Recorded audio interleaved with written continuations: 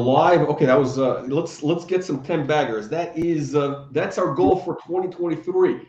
All right, welcome everybody to Wall Street Reporter's next Super Stock, a live stream for January 4th. This is our first live stream of the brand new year. And look, we're ready for the TenBaggers. Look, the goal of our program, next Super Stock, is to bring you those stocks which have that 10x to 100x upside potential. Companies going after massive multi-billion-dollar market opportunities that are at a key inflection point right now, and they have multiple catalysts in place, multiple shots on goal for potentially a 10x. And we're back with AIML Innovation. Tim Daniels, Chairman. Tim, welcome back to the program. Great to be back, Jack. I always appreciate being on your show, and I'm honored being the first guest of the new year. It's a real privilege for me. Tim, this is very auspicious. You know, Tim. So we're here's the thing. The company right now, you know, we've been through. I think AIML. You first came in the program almost 2 years ago, and there's yes. ups and downs as the company develops the technology. Because I talk about this. I don't want to plug my book. I don't want to plug the Amazon book, but the stocks that go 10x to 100x. I found that it's not a straight path. It's not a straight path. And you've done. I mean, Tim, you've been in this business for a long time. You were in the investment banking business. You were CEO of other companies, and to get to a 10x, sometimes it's a circuitous path. But I think right now there's some really exciting news, which we want to talk about. Some other key catalysts which really could position AIML for that 10x potential in 23. Mm-hmm. Sure. Yeah. So I guess the first thing we should talk about, Jack, is the news that we came out with just today, which is kind of a follow-on to a news release we made last year, where we announced that we were granted a U.S. patent for our technology. And let me just spend 1 minute on that. We have been given a patent by the U.S. Patent Office for multiple configurations of wearable health monitors. This is our specific version of the health monitor. Can you see it on there? Yeah, okay, Jeff? Absolutely, yeah. Okay. I love the orange strap, orange rubber strap. Yeah, exactly. It's a nice touch, isn't it? So the wearables market, for anybody that's bringing the wearables market, the market that you're going to, it's a 20 billion plus market. And I think we were talking before, you said it's going to go to, I think the number is going to be like 90 billion in like a couple of years. It's a 20 billion market right now. You got Fitbit, you got all these companies out there. And apparently some of them could be infringing on your patent, which is could be a big opportunity for AIML. But there's other elements to the story we're going to talk. AIML is not just an IP litigation business. I mean, there's a lot to it. But let's start off with this, because this is big news. I don't think people understand how big this could be. Yeah, sure. And let's start with that. But as you just said, that's the tip of the iceberg. That's not our business model. We're not, a litigation company. We're a company who's developing relationships throughout North America and now internationally as well, outside of North America, with strategic partners in the healthcare industry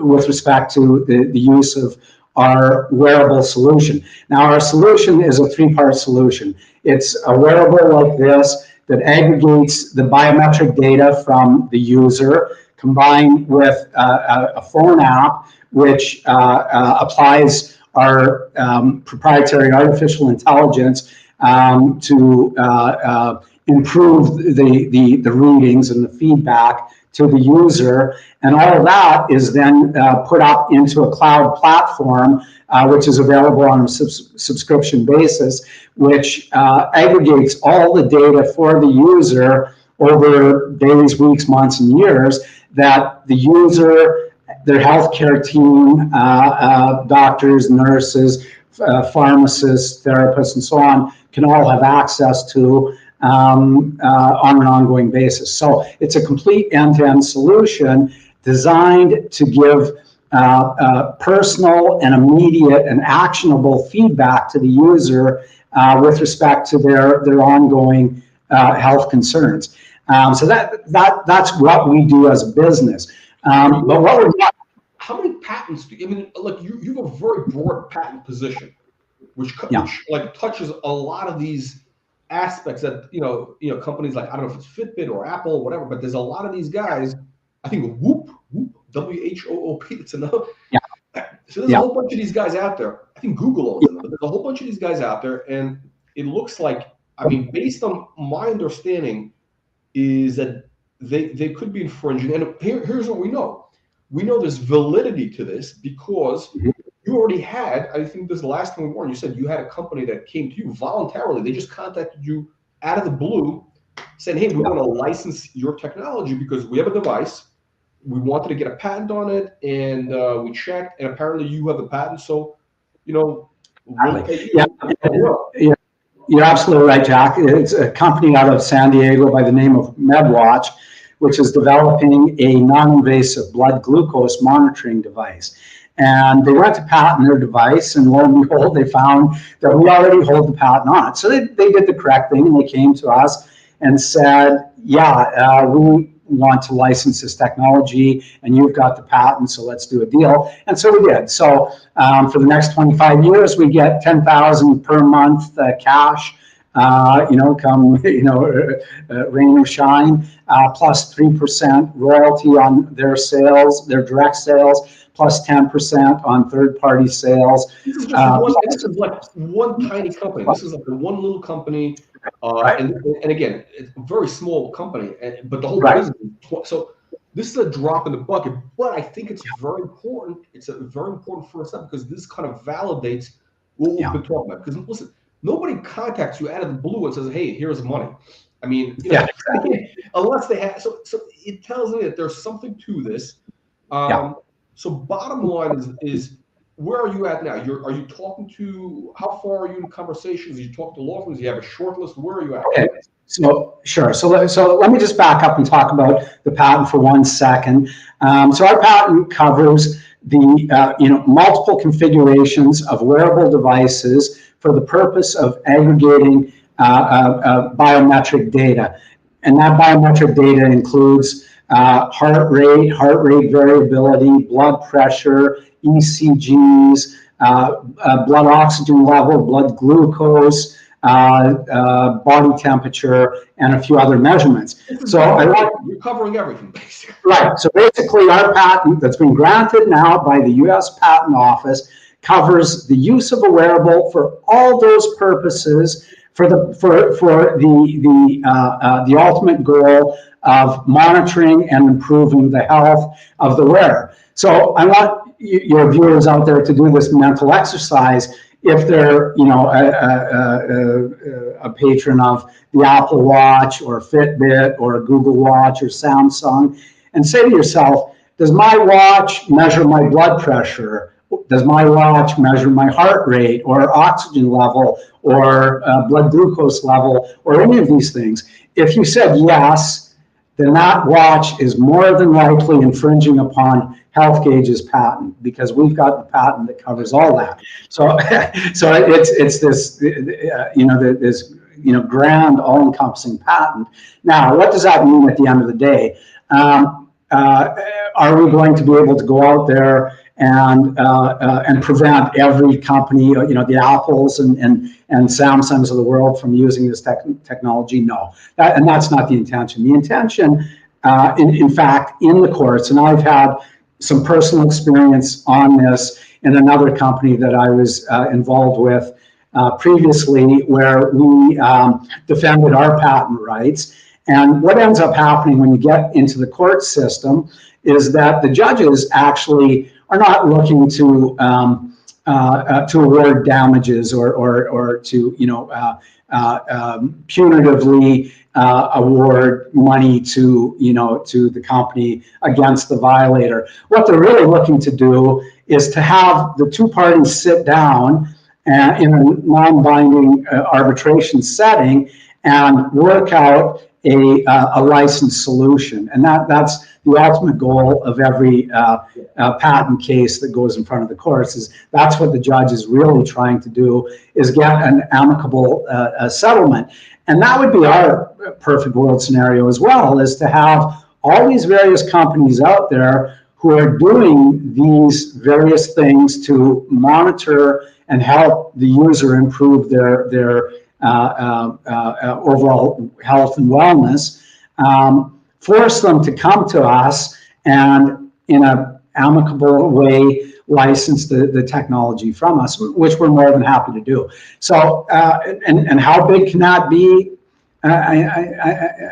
It's impossible to say at this point is really the answer. We do know that the market in the US alone is worth many tens of billions of dollars, and that there's many big industry players who it looks very much like they may be in violation of our patent. So the potential for us to to gain significantly from this is substantial. How substantial? So here's what I love about this. So this is the great thing is, again, I'm looking at this purely from an investor perspective. Again, I'm looking at it kind of like I talk about this. This is I wrote this book which is about finding stocks that have 10x, 100x upside. Which we've had in the last couple of years. 10 of those that went up 10x, 50x, a bunch more. But the point is this: the ideal situation, the ideal setup is we need to find investors need to find stocks where you have this big upside potential that's not reflected in the price, where you're getting in basically in this asymmetric setup where you're getting into a stock where the value is so cheap that you really have almost no downside. Again, we're not making recommendations, advice, or whatever, but the value, the bottom line is this: AIML, how many shares are outstanding? What's, in other words, the valuation fully diluted is how many shares are out right now? Fully diluted, less than 40 million. Issued and outstanding today, about 36 million shares. Okay, so it's $40 million market cap. So that's like basically that's less than $5 million valuation American. Less than 5 million. So basically, look at this, the way Warren Buffett would look at this and say, look, I'm paying $5 million for this company. Now they have all this other stuff which we're going to get into later, but basically it's an option, right? Potentially the payout on this patent position, I would say, is worth a lot more. Just the fundamental intrinsic value of your patent is worth a lot more than 5 million, because for, let's say, a Google or whoever is that could be potentially infringing, some of these guys might say, hey, we just want to buy these guys out.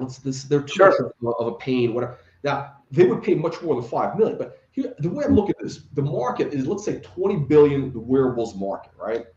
And typical royalties, let's say 2% roughly, 2%, 1%. That's not unreasonable. 2% is in the ballpark. So we're talking about 40 million a year. Let's say 40 million a year that could be coming in, which is pure cash flow. That you're not going to get. Let's say it's not 40 million. Let's say it's only 10 million. Let's say it's only $10 million that could be coming in from licensing fees a year, right? What should the company be worth? The company should be worth, I don't know, 10 times cash flow, because basically it's a pure, it's an income stream, right? Plus you have other stuff. So could the company be worth $100 million? Potentially could be worth 50 million, 10 times that. I mean, so I'm looking at this. This is why I see this as the TenBagger, the 10x is kind of built into the stock. Again, we're not making recommendations. We can't say these things. We're not saying like, hey, but the reality is that you have a valuable patent. And somebody needs to analyze. I think when you get into conversations with the law firms, they're going to look at this and say, "Hey, here's what can be done, etc." And I think what's going to happen is, once you get down the road, once there's some traction with maybe you get some settlements, maybe some licenses come in, all of a sudden, then investors will realize, "Wow, this is legit." Because right now, it's not reflected in the stock at all. Basically, the stock is trading at like almost like a public shell, basically, at the current value. It's like you're absolutely right. The market's giving us zero value for our business potential. Giving zero nothing. It's free. Basically, the stock is free. I mean, we're not saying we're not making recommendations, but it's basically so potentially this, if we get some traction with some settlements, which could be, I don't know, it might take a couple months, I think, right? By the time you find the law firm, they start doing their thing. This is not going to happen tomorrow. It's going to, over the next 3 to 6 months, the story will unfold. I would expect, and again, in my past experience that involved patent infringement. It actually took longer than that before we ultimately came, to a settlement. But that was on one front. That was with one company. But here you have so many. There's probably, I don't know, countless evildoers, as George W. Bush would say. I mean, unintentional evildoers out there that, they need to be, brought in line and basically. There are a significant amount of devices on the marketplace today that potentially are in violation of our patent. Beyond a doubt, it's substantial. And again, I'm sorry. I'm just going to finish off on this, and we'll go into the good stuff. So for investors, I think that by itself is kind of like it's kind of I use the word in my book, built-in profit. It's the concept of a built-in profit, where it's like, the Warren Buffett methodology. I didn't invent this, by the way. This is not. I took it from Warren Buffett, right? So you find something where you have something really big, which is not reflected in the stock price, which in this case is this IP, royalties that could be coming in, licensing, which could be worth, in theory. Again, you got a $20 billion market, 2%, that's 40 million a year. Not all of them are going to do it. Obviously, it's probably only could be 10 million. Maybe it's only 5 million. It doesn't matter. Because some of them, the stock is no longer a $5 million valuation. It becomes 10x cash flow, whatever it is. But let's get to the good stuff now. Let's talk about the real story of AIML. Exactly. And just to finish off with the patent, I do view it as the lottery ticket. As this is the no risk but potential huge upside win for us outside of our main business model. And so that's the way I think your viewers should view it as well. That whatever comes of this in terms of licensing deals and or awards by courts for patent infringement, whatever comes of that is a bonus, even though it could be a very, very substantial bonus at the end of the day.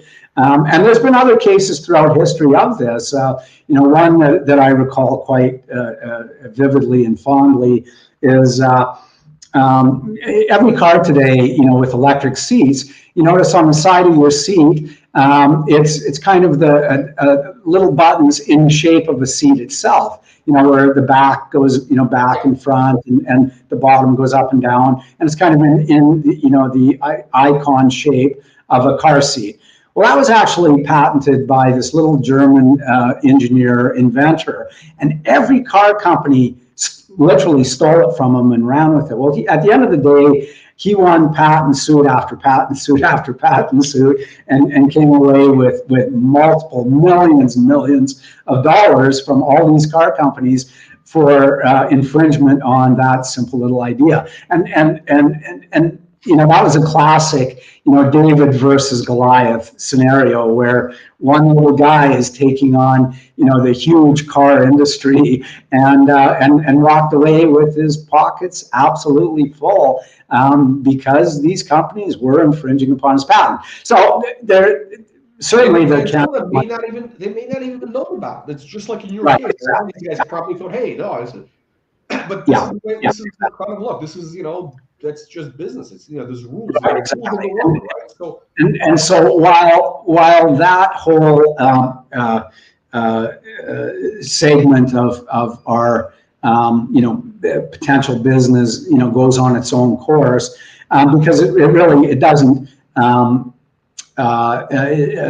tie up the human or the intellectual or the financial resources. Which is also very important to add is this: like, in some people watching think, oh wow, how can AIML go after companies like Fitbit or Google or Apple? It's not, basically, you don't have to pay these law firms. I mean, these big law firms, they do a contingency. They take on the case. Right, exactly. And 30% or whatever it is of whatever comes in, and they'll put all their resources to work. Now, here's the thing: I think it's going to be a signal to the market, as soon as you sign, again, I'm not making prognostication of anything, but as soon as like you sign one of these law firms to this deal, that is a signal to the market that this is real, because these guys are not going to get involved. A major, patent IP law firm is not going to get involved in a case like this unless they've really done their research, their homework, and they know that there is a shot that you're going to win, because they have all engineers on staff. These are not just it's not a bunch of guys from like a Better Call Saul. I mean, they have like guys like Stanford, MIT who know patents. Like, look, they have like scientists basically. That's for sure, and a lot of local resources, and so it takes them a tremendous amount of time and money and effort to see these things through to the end. But if your case is compelling enough, they are willing to do it on a contingency basis, meaning, as you pointed out, rather than us paying them a standard legal fee to represent us, they'll bear the risk and the cost, and take a bigger cut of the action on the back end, because they know that payout can be in the millions and millions of dollars for them. And so this is the sort of and this is why we're calling it a free lotto ticket. Basically, when you buy the stock, this lotto ticket is built in. It doesn't cost AIML anything.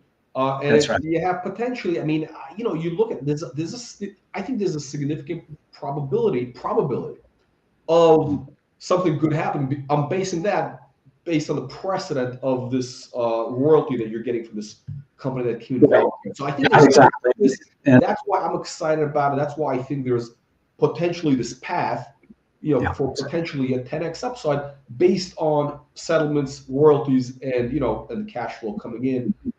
It doesn't take much. I mean, you're a $5 million valuation. I mean, to get to a $50 million valuation, all you got to do is basically get, I don't know, something that comes out. I think if you got 2 million, you got something that was a settlement of like 2 million a year coming in of licensing. That would give the market like a signal that, okay, there's a lot more to go. And okay, sure. We've seen companies. I think Acacia Research. There's a whole bunch of public companies. I remember on NASDAQ companies that their whole business was this type of IP litigation or patent controls, whatever you want to call them. But exactly.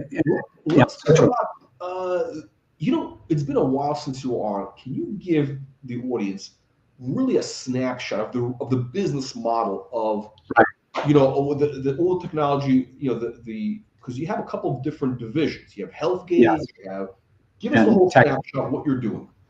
Okay, sure. So AIML, the public entity that we're here talking about today, is the parent company that holds percentages of various other health technology companies that have a specific one characteristic in common, and that's that they use artificial intelligence and machine learning to advance their technology and better their product as opposed to the competition out in the marketplace.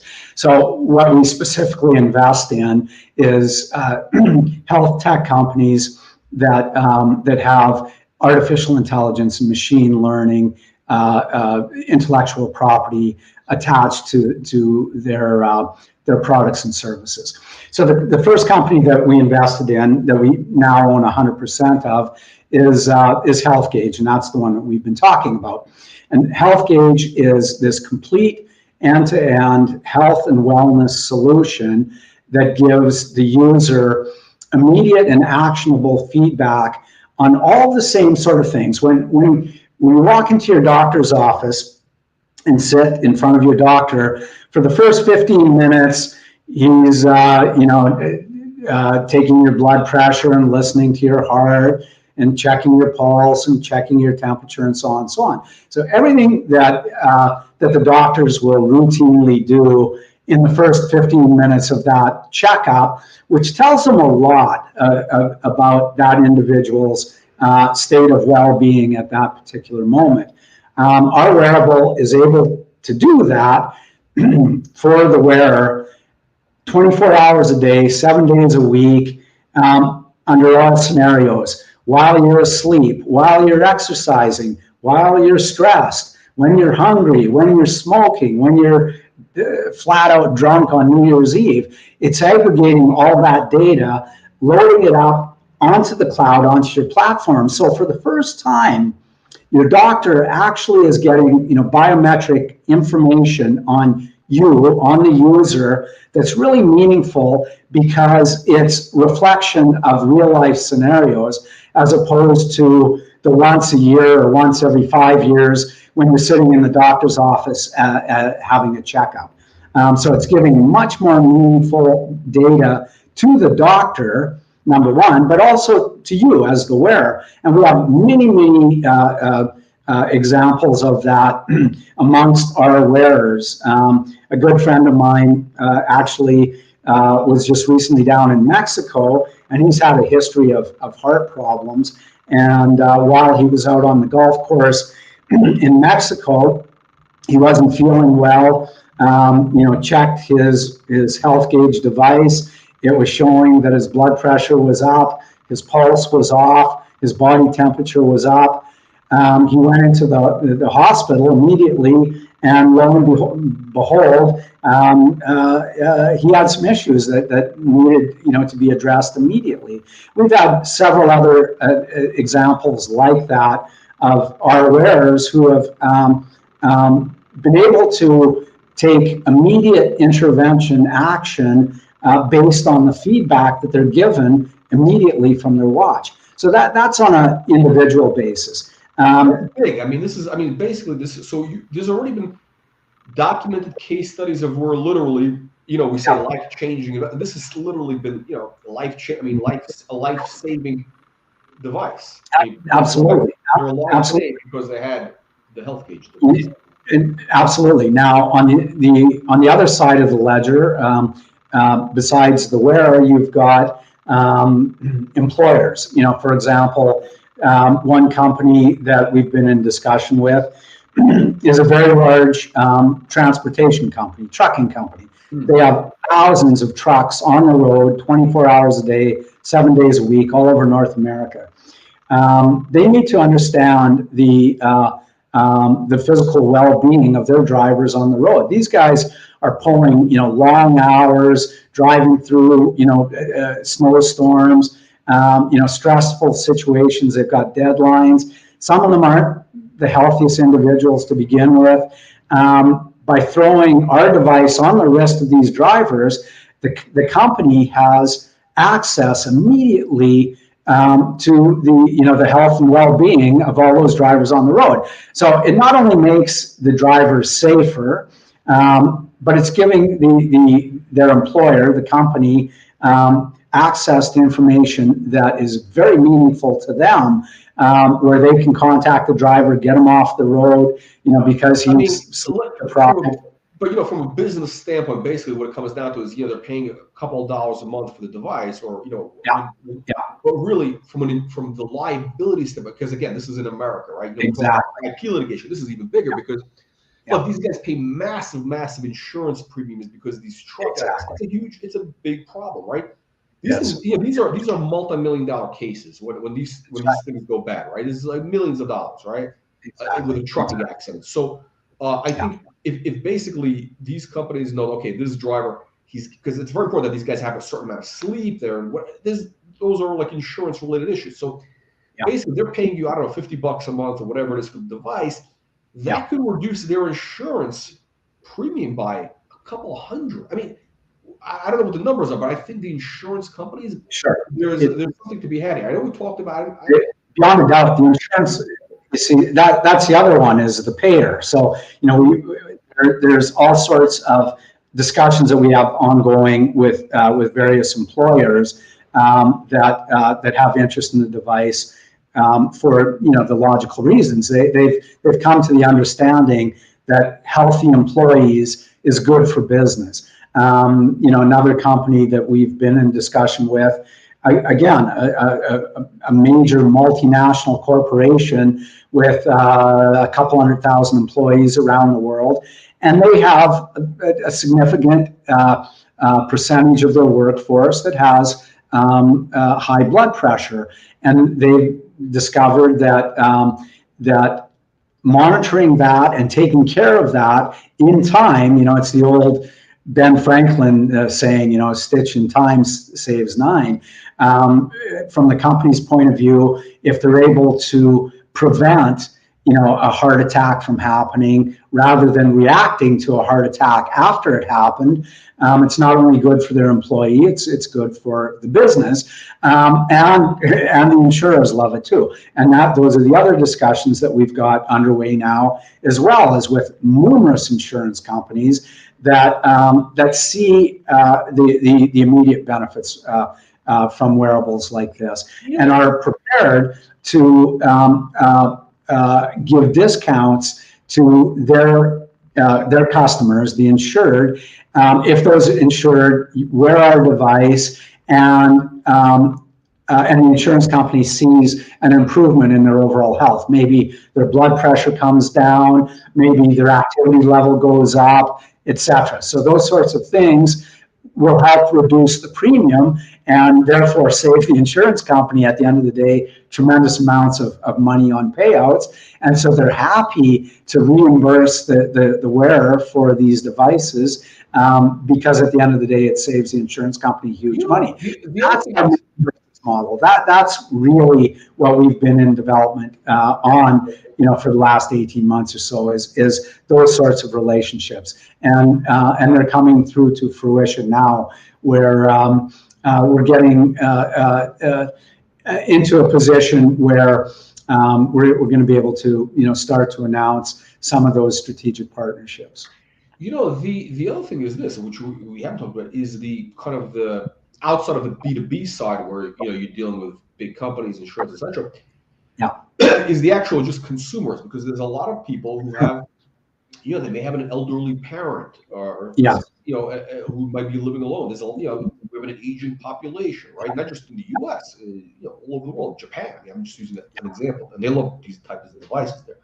That's right. And essentially, this gives you kind of that peace of mind where your mom might be wearing this device, and the health, and if something goes wrong, there could be an alert that her doctor gets an alert. So it's a very bad. Now let's talk about the economics. What's the how does it work? You buy the device. I mean, how does it work on the consumer side, on the B2B side? Give us the business model, because I know you've probably gone through different iterations. I mean, since we started. Yeah, for sure. And of course, each discussion is slightly modified from the next based on the size of the potential agreement, the number of wearers involved, and so on and so forth. On the retail side, it's real simple. The users can come into our website, and we've got e-commerce set up, and they can buy these units for $250, what you get is the unit itself, plus the free accompanying phone app, which is a really important piece of the equation. It's not a gimmick. One thing that let's say sets us apart from the Apple Watches of the world is that their technology is based on an algorithm, which is another fancy word for software, and it works well enough. But the problem with a simple algorithm is that it does the same thing over and over and over and over. In other words, if you feed in the data 1,000,000 times, it will spit out the same result 1,000,000 times. The difference is that our app is driven by artificial intelligence, okay, not by an algorithm. Now, the difference in that case is that as more data is fed into the system, both on you personally, so your personal health data, but also data that's being aggregated over large population bases, tens and hundreds of thousands of people, the algorithm gets smarter and smarter and smarter and more intuitive. I like to use the analogy that it's kind of the difference between a brand new doctor on his first day working in the hospital, and he's still looking through the medical guidebook, trying to make his decisions, compared to a doctor who's been doing it for 20 or 30 years. He's seen the patterns over and over. He's seen the right. And so he's far more intuitive and experienced. That's what the artificial intelligence. Tim, you know what this means? What this really means is basically is because again, you know, you're essentially the whole company, the core of the business, the technology is based on artificial intelligence, Absolutely. AI, and machine learning, right? ML, it's the AIML. And this means basically you become more and more and more valuable every day, literally by the minute, as you aggregate more and more data, your AI recognizes and learns the patterns. So this gives you more and more of a competitive advantage, and more of a moat. It does, because in two ways. Number one, it becomes more accurate in terms of the actual reading of the results, number one, as compared to an algorithm. But number two, it becomes intuitive with respect to prognostication. So seeing trends develop and making recommendations to the wearer with respect to what it sees happening, good or bad, with that wearer. A simple algorithm like the Apple algorithm can't do that because it's not designed to do that. So that is, you know, a huge differentiator between what our product is able to do and what most of the other products on the market is able to do. As the second piece, the third piece just doesn't exist. So, you know, take your Apple Watch down to your local Apple store and say to the 18-year-old, you know, part-time salesman who's also a student at the local university, ask him, once I aggregate all this data on my Apple Watch, how do I get it to my doctor? And he'll kind of stare at you for a minute and say, would you like an iPad to go with that, sir? It's a retail product. Ours is not a retail product. Ours is a health product. Now, so the difference is that all the data that's coming off this watch 24 hours a day is being thrown up into your secure cloud platform that only you and the people you choose, your healthcare team, for example, your doctor, your therapist, your pharmacist, your nurse, your son who lives halfway across the country, or whoever else that you want to have access to that data can have access. And it's aggregating everything that we've talked about, ECGs, blood pressures.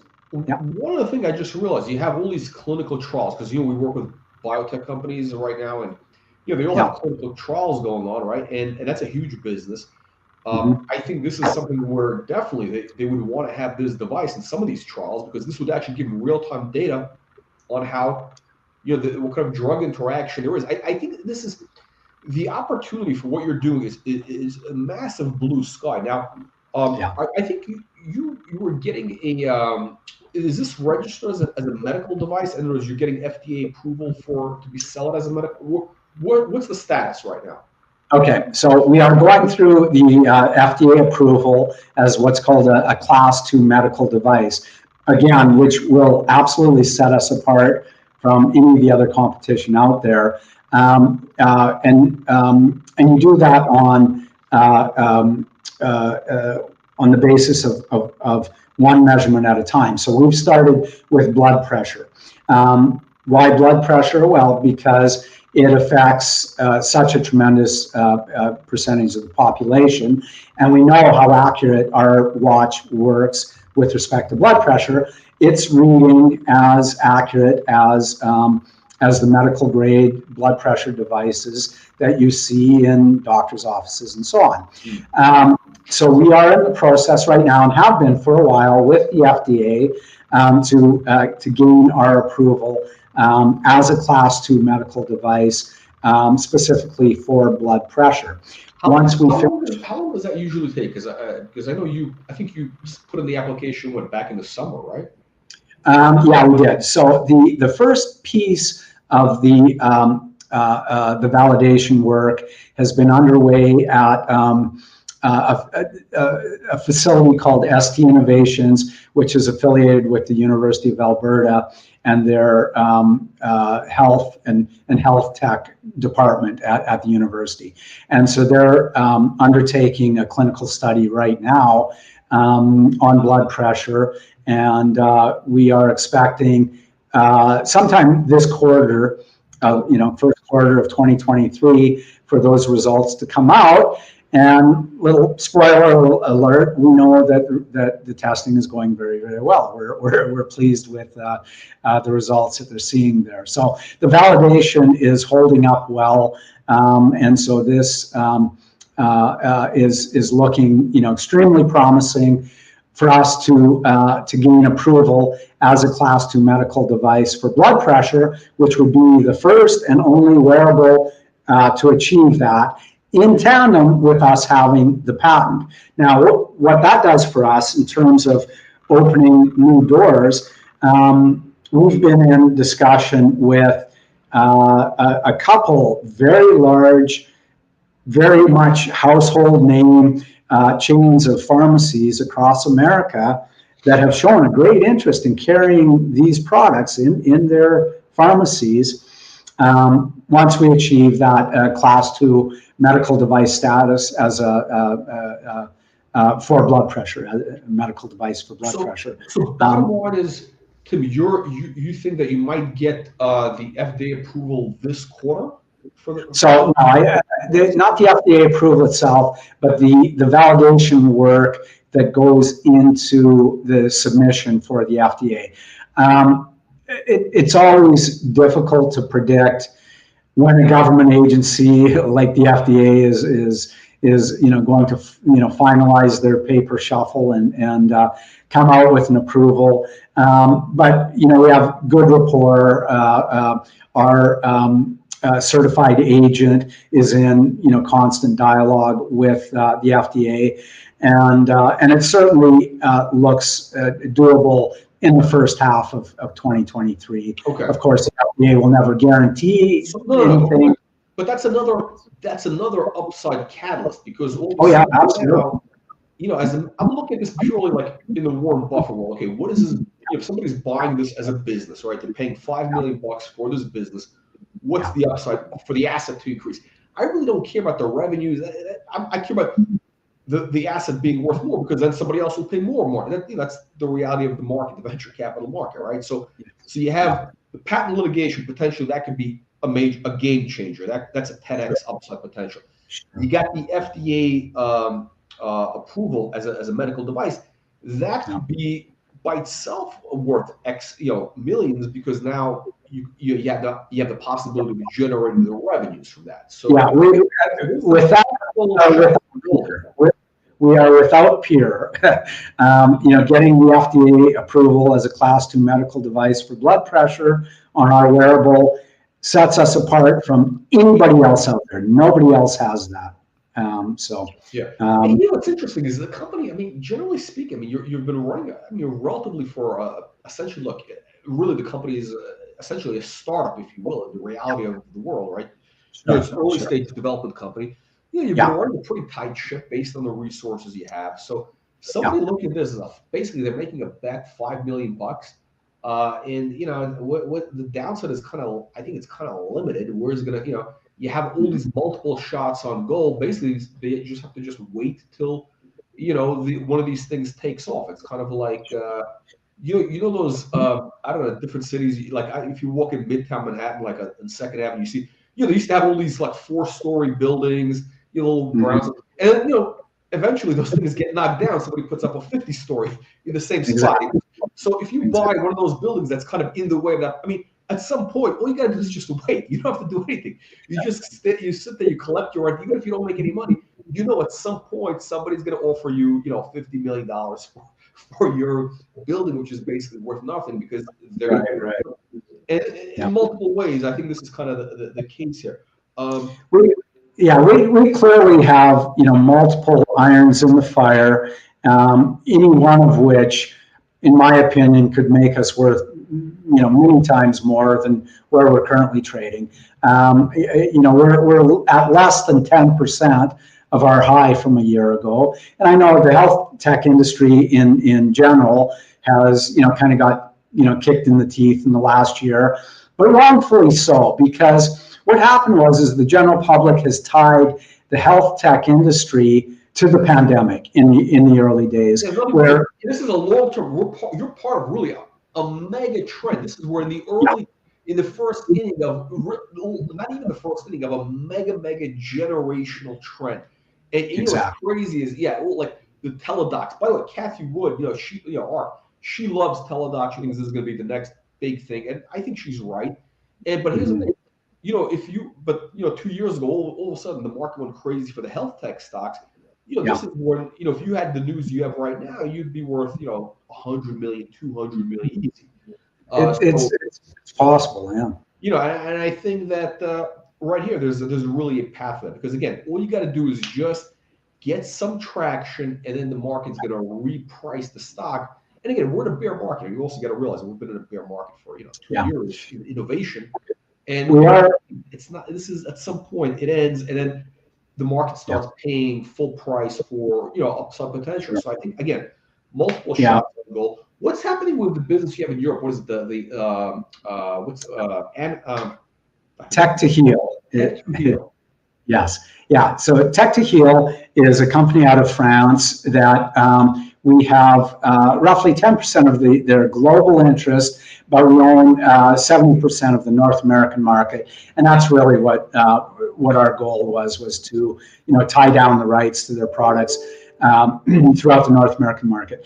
Their platform has a primary focus on mental health services, and mental health has come into the forefront as kind of the new pandemic, in part because of the coronavirus pandemic, but I think it's now it's not as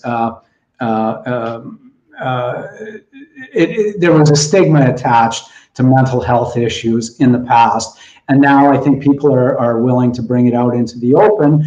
And again, corporations are understanding that the mental well-being of their workers makes for a much stronger company. And so, for example, in Europe, the governments have made mental health care, digital mental health care specifically, part of the payer code, so that insurers and companies have to reimburse for digital mental health as they do for the conventional health interventions, and so that's bringing the digital mental health into its own reality and bringing it across the tipping point, and making it mainstream.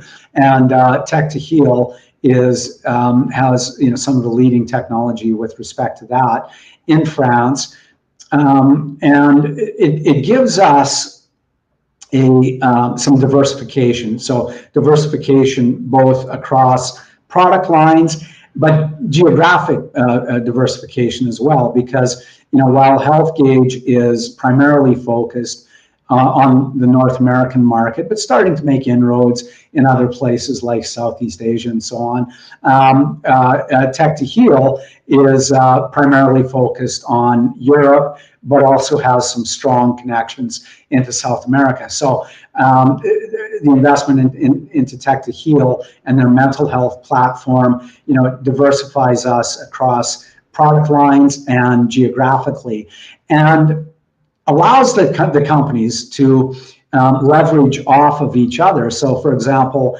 some of the customer base from Tech to Heal have expressed interest or concern to Tech to Heal on certain areas like blood pressure, and asking Tech to Heal, do you have a product that can help us service our customer base on blood pressure? And Tech to Heal's answer was, well, no, we don't, but our sister company HealthGauge does, and vice versa. And so both of these companies can leverage off the experience and networks that the other company has in other parts of the world. So it makes us stronger overall. Tim, I want to get to audience questions. We have some very good questions I want to get to in just a second here. But it looks like, I mean, essentially, you're kind of a holding company for these, disruptive innovation technologies. Really, right at, you're at the intersection of AI and healthcare. I mean, this is a major generational trend. Do you see potentially, I mean, not this week, but down the road, are you looking at other, acquisition opportunities? Because I mean, everything you have now came in through, these were acquisitions essentially. I mean, yeah, absolutely. We get some capital or, Yeah, we've been in a due diligence process with one other potential acquisition now for well over a year, and it tends to be a long due diligence cycle, not because it takes us that long to understand their technology or their business, but it's important that everybody is of like mind and has the synergy needed to integrate their company under the umbrella with the other companies, not with AIML as the parent company, but with the sister companies, with HealthGauge and Tech2Heal, to make sure that each one of these companies not only doesn't compete with the other, either geographically or product-wise, but more than not competing with each other, that they have the ability and the desire to work with each other and leverage off each other's technology and market share and so on. And so getting everybody acquainted and comfortable and fitting together, valuations are also have been coming down. So I think at some point, there's going to be some opportunities, especially if the stock starts getting back on track. It'll put you in a position to to do some deals opportunistically. Let's get to some questions, and then I want to circle back a couple other things. Okay, so we got a question here. Is there any unique technology in the patent? If there is not, then why should any other company need patent just to measure blood pressure or blood sugar? Yes, there is. And so first, I'll preface my answer by saying that I'm, neither our technology guy nor a patent attorney, and so my answers are from, the layman's point of view and from my experience as to what's going on. But the answer is yes. There, without having something unique, you're not granted a patent. In other words, if everybody's doing the same thing, and there's no uniqueness to either our hardware or intellectual property, our artificial intelligence software, if there's nothing unique about that, we would never be granted a patent to begin with by the patent office. That is first and foremost the main criteria of being granted a patent, is that there's something demonstrably unique about what you're trying to patent. So yes, what we have is we've demonstrated a uniqueness in our configurations to monitor and measure things like blood pressure, heart rate variability, oxygen level, blood glucose, and so on. Using multiple configurations of devices, using multiple configurations of software, and so on. So there absolutely is uniqueness to our technology, which is why the patent office granted us the patents. Okay, Benjamin is asking. I think what he's asking is what prevents Apple and Google from using an algorithm, or from using AI on their. Sure, because because the patent covers multiple things. So, for example, using so on the hardware side, it's using the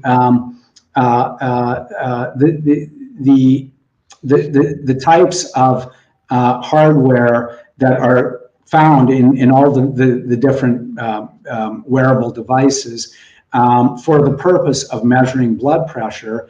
that has been patented by us. Okay, and the use of algorithms, but broadly speaking, so it's not just our specific algorithm that is protected under the patent.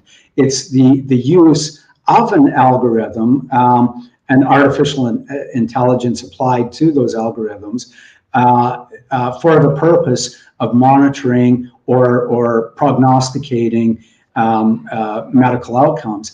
That's been patented. So it's a very broad patent conceptually, and so it covers multiple possible combinations and permutations. Now, does that mean that it's ironclad that that an Apple or a Google can't find some way around our patent? No, I'm not suggesting that at all. I think we got such a huge market. I think the litigation stuff, the royalties. I mean, it's a massive opportunity. Tim, I want to get to something very important, which I don't think I've ever asked you before in the live stream, or I don't remember. But it's interesting because I don't think anybody in the audience knows, but you and I actually met physically in the real world a couple of months in Florence. We had a great dinner at the Cinghiale.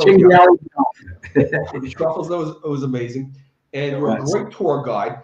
And you told me some interesting things I didn't know about you, which I think actually are very relevant for investors to know, because ultimately, I mean, you're the guy that's kind of going to create the value of the stock. It's not going to be promotion. It's going to be basically you, right? So tell us a little bit about, first of all, your background, and your background. You're like, and then talk about like what got you interested in the stock, because you've had a lot of success stories. You've had a lot of you've had TenBaggers in your career, great TenBaggers, and what drew you to this. But now you were originally from, I think you said from Alberta, right, or somewhere Calgary, right? Well, Saskatchewan originally, born raised on the Canadian prairies. Yes. So and then you actually you were a professional tennis player. You became you were Miami, right? Sorry, say again.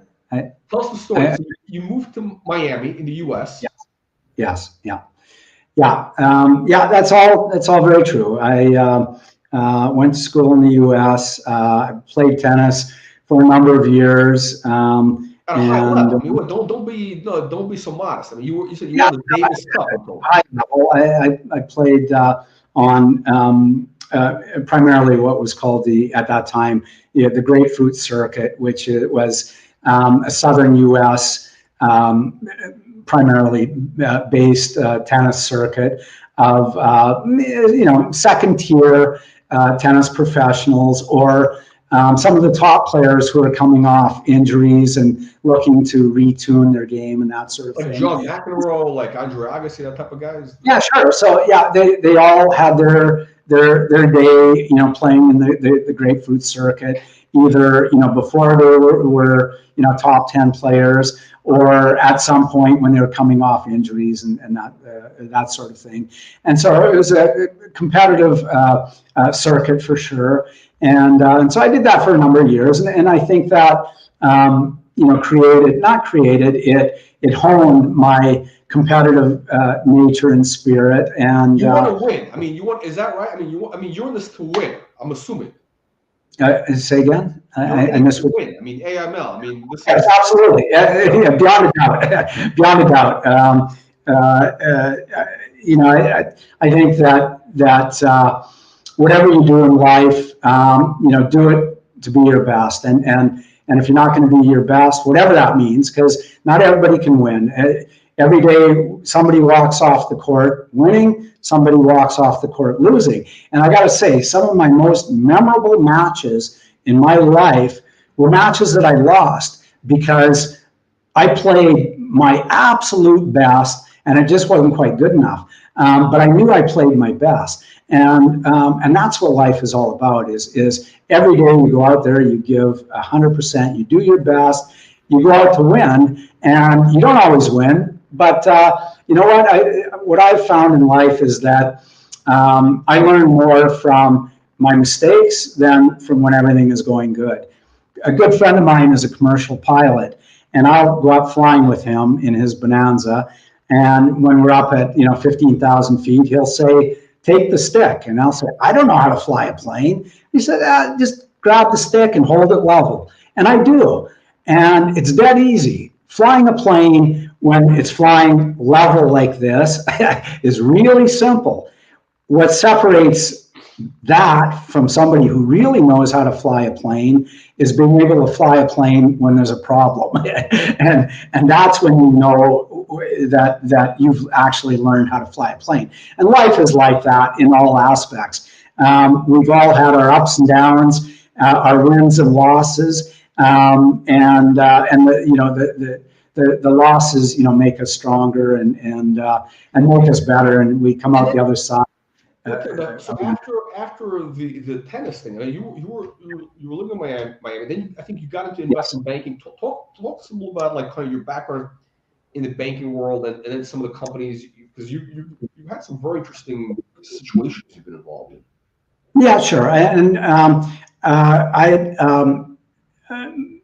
primarily the Reader's Digest version is I moved back to Canada and got into the investment world. So I learned about the investment business from that side of the street, and have been involved with the raising of several hundreds of millions of dollars for various ventures over the years. But I was heading up the underwriting department for one large brokerage firm and banking firm in Canada, and we were doing substantial dollar amounts of underwritings on a regular basis, and so I really got to learn what it took to build a successful public company from all aspects. Putting together the right management team, having the right business model, the right strategies, being in the right sector at the right time, and learning how to finance the deals in a way that was conducive to making it successful. So in the least dilutive fashion possible. What's up till now, because we know that this is going to be 100-bagger, but we know AIML is no, that's a joke, just in case anybody's watching. But up till now, what's been kind of like your biggest win in terms of where you've been involved as either on the as an advisor or as a CEO and such, like what, so that we could learn from that, like what's been something that we could say, okay, this is lightning is going to strike twice. Yeah, sure. So I'm not really comfortable naming names, but I can say I've very been. honest. I know you're Canadian, but try to be like very American, like just. Yeah. Because you spent a lot of time in the U.S. You've lived 20 years. Yeah, absolutely. I have dual citizenship. I'm Canadian and American, and I've spent as many years living in the U.S. as in Canada, and as many years outside of North America as inside North America. So I've got a fairly global perspective on life, on the capital markets, on investing, on the healthcare markets. But some of my biggest wins, have come in the natural resource sector. Again, my background is not technical. I'm not a geologist. I'm not a petroleum engineer. But I understand how business is run, and fundamentally, at the end of the day, all businesses, boil down to the same business principles that I've been able to apply over and over, and I've enjoyed my share of successes on that front, and are bringing those experiences to the story here at AIML. What drew your what got you interested in AIML? Like what, based on like your track record with everything, like what do you see as the opportunity here? So a few years ago now, one of my business partners and I were looking for opportunities in a new business sector, and we landed on, after much discussion and research, on AIML, and specifically as it pertained to the health tech industry. And we saw that it was a sector that was coming into its own. Artificial intelligence was advancing by leaps and bounds. Each year it was, growing geometrically. The programs were becoming far more sophisticated. The computer hardware driving the AI was becoming far more sophisticated. That was on the AI side. But on the health tech side, it was also an industry that was starting to come into its own. Every healthcare industry or market globally, whether it's a completely privatized system like in the US, a blended system like Canada, or a completely, a publicly funded system like we have here in Europe, they all have a few things in common. One is that in all those systems, the payers, whether it's private insurers or governments or individuals, are seeing that the costs are growing, dramatically year after year after year on the cost side.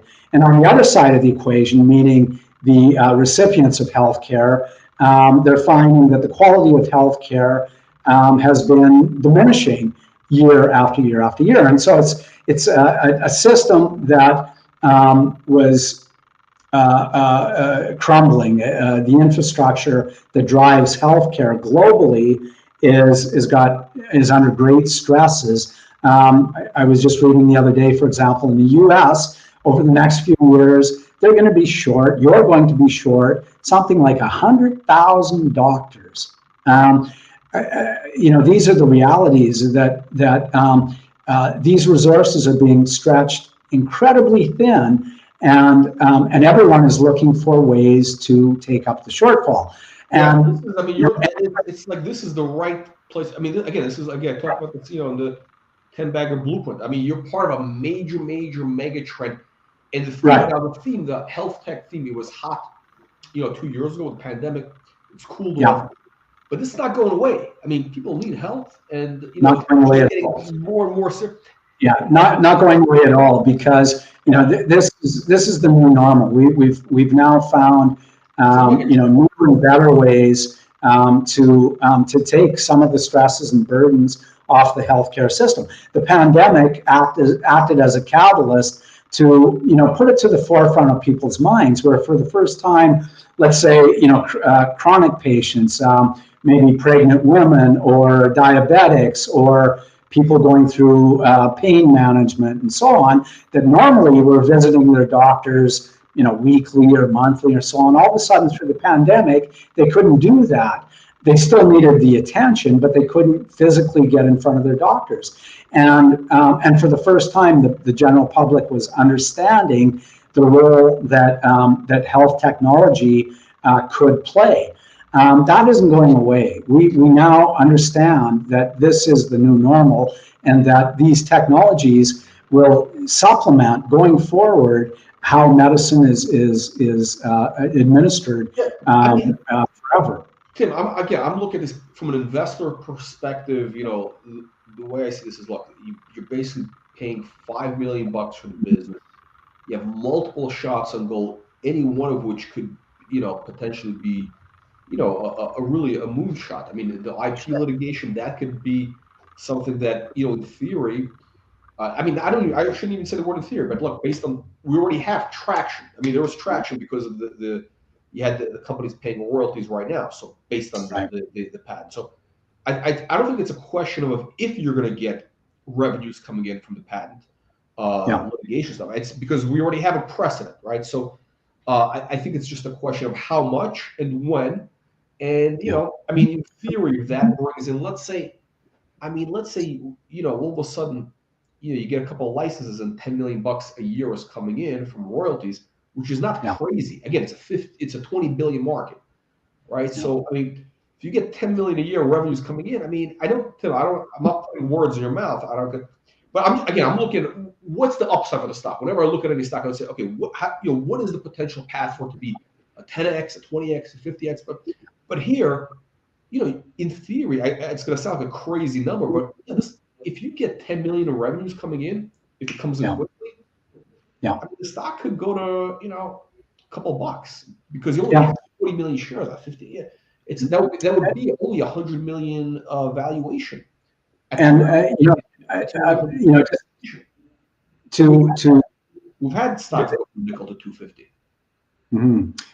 To just add a little bit with respect to this prospect of licensing, I can tell you that there are other discussions underway now with other companies. We talked about how MedWatch came to us and licensed our technology because they wanted to patent blood glucose and found out that we had it already, so they did the right thing and licensed it.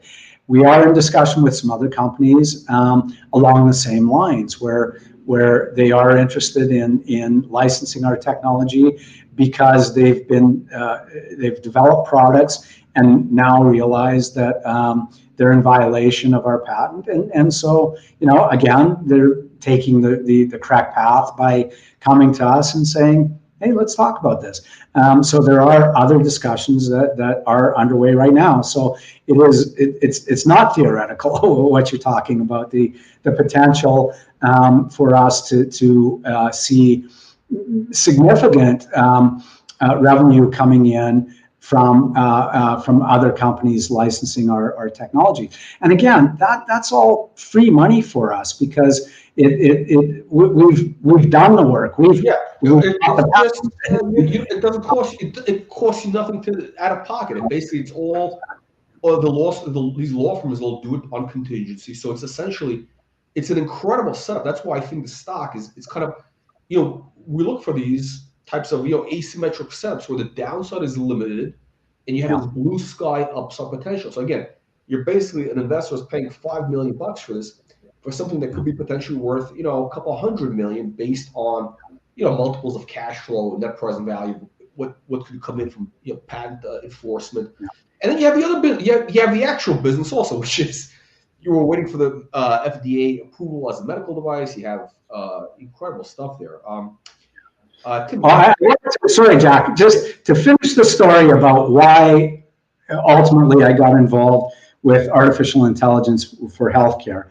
And at the end of the story I talked about how we were looking for investments in a new area, and we saw the advancements being made in artificial intelligence and the need in health tech.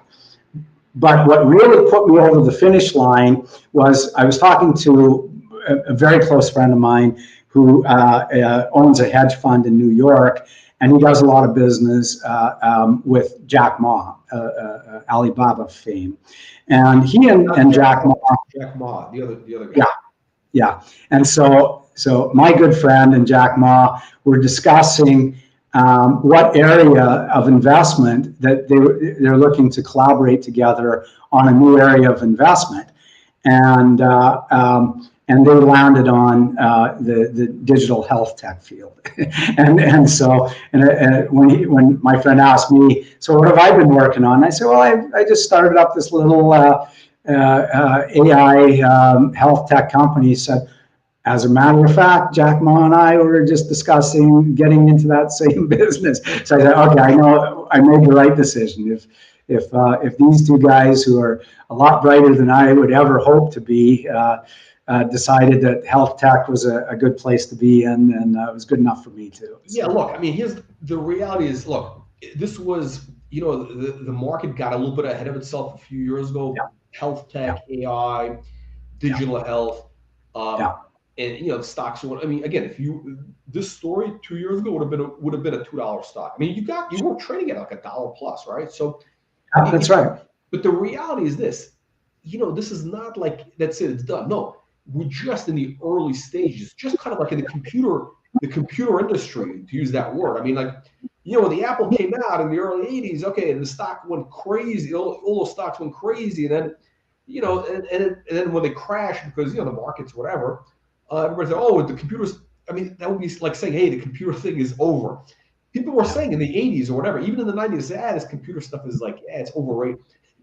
It's just, look, the health, digital health, AI health, it's a mega trend. It's kind of like, it's kind of where the internet was in the year, like 1999, like literally, where we're at right now with these technologies is kind of where the net was 20 years ago.